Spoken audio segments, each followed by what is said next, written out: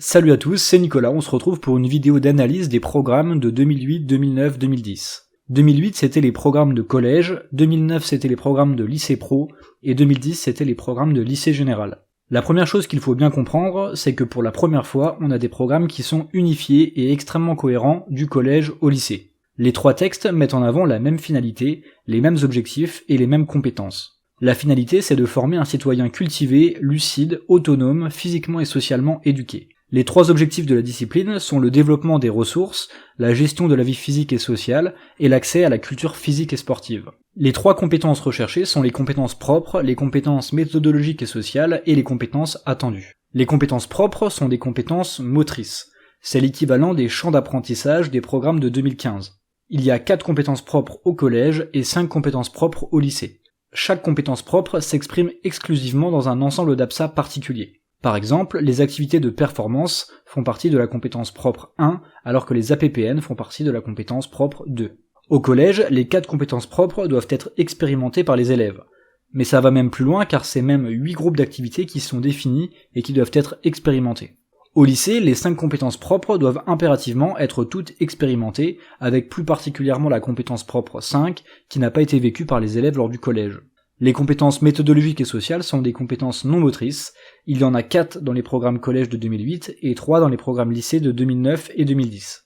Les compétences attendues articulent les compétences propres et les compétences méthodologiques et sociales. Elles représentent ce que l'enseignant vise avec ses élèves à la fin d'un cycle donné.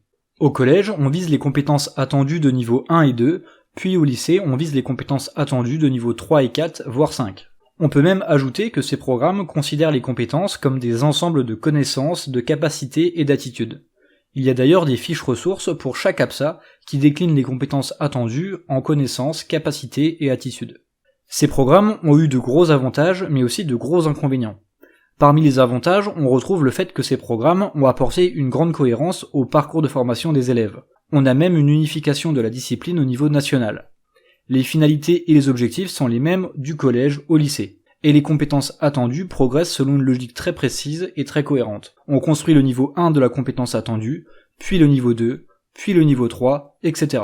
On retrouve aussi le fait qu'avec les fiches ressources, ces programmes sont très fournis et détaillent très précisément ce qu'il faut apprendre aux élèves en termes de connaissances, de capacités et d'attitudes pour chaque compétence attendue. Cela permet alors d'aider et de guider plus particulièrement l'enseignant débutant. Parmi les inconvénients, on paye le prix de la cohérence et de l'unification nationale avec le fait que les niveaux de la compétence attendue qui sont imposés empêchent l'adaptation des enseignants face aux particularités locales. On paye aussi la précision des programmes qui, via les fiches ressources, ont un côté très prescriptif et laissent peu de liberté aux enseignants. On peut également ajouter que ces programmes ont une vision analytique de la notion de compétence, ce qui est une conception très critiquable. On sépare les compétences motrices des compétences méthodologiques et sociales, et on découpe les compétences en connaissances, capacités et attitudes. Malgré tout, on peut tout de même noter qu'il y a quand même un début de volonté d'articuler les compétences propres avec les compétences méthodologiques et sociales pour former de véritables compétences au sens global du terme. Pour résumer, ce qu'on peut dire, c'est que ces programmes de 2008, 2009, 2010 sont très détaillés, très prescriptifs, et le travail des équipes EPS était clairement prémâché. Mais l'inconvénient majeur était le manque de liberté et de possibilité d'adaptation des équipes pédagogiques. Cette vidéo arrive à son terme, j'espère qu'elle vous a plu, et je vous dis à bientôt pour une prochaine vidéo.